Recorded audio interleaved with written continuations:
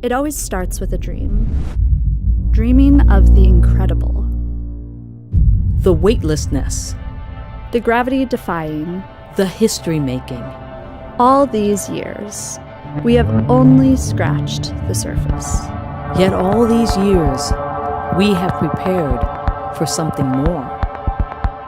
Someone's got to be the first to go into the uncharted territories, to the far reaches of the globe, to the unknown and beyond, for we are born to explore. Sian, what have we got there? I'm not sure yet, but I've never seen anything like this. So light, so bright, so sleek. Come back inside and let's unbox it together. Roger that. Meet me in the airlock.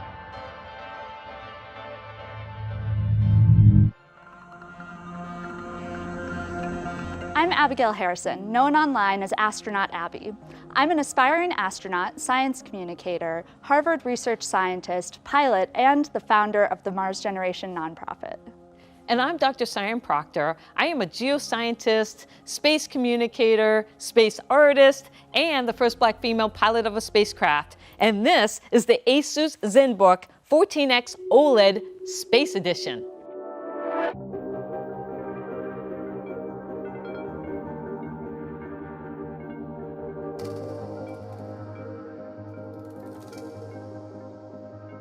So this laptop only weighs 1.4 kilograms, is compliant with the United States space grade standards for spacecraft reliability test grading, can withstand up to 2,000 hertz of vibrations, and temperatures ranging between -24 to +61 degrees Celsius, which is an incredibly impressive range of temperatures. Absolutely. When I was in space, we orbited every 90 minutes. Yeah. So that means that you have every 45 minutes either a sunrise or a sunset.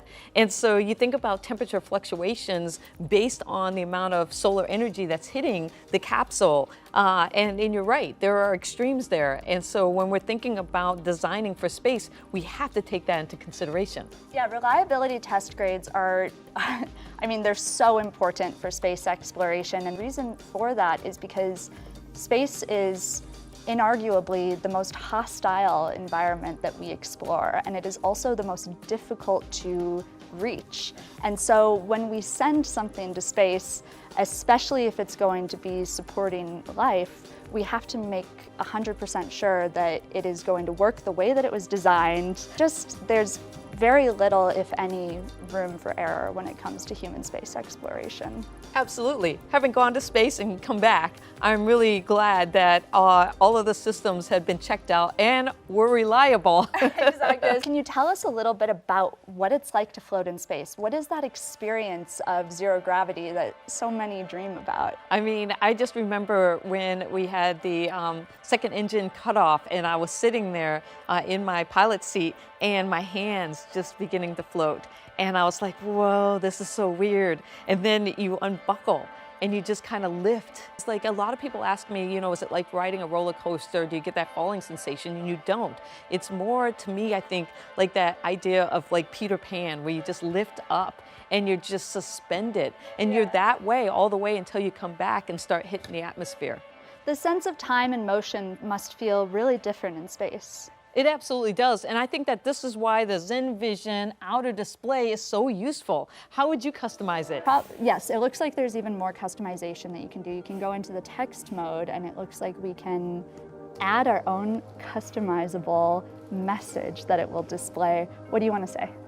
Well, of course, to Mars and beyond. Perfect. Be by Sian.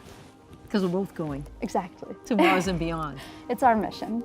And here we have a keyboard full of intricate engravings, trapezoidal lines, cockpit skeleton, even Morse code. I know, right? All of these like geometric shapes and everything, and the display. It is very futuristic.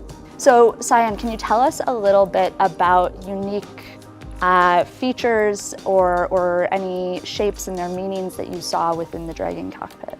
You know, that's a great question because the inside of the capsule is beautiful. It's really designed to make you feel like you're part of something special.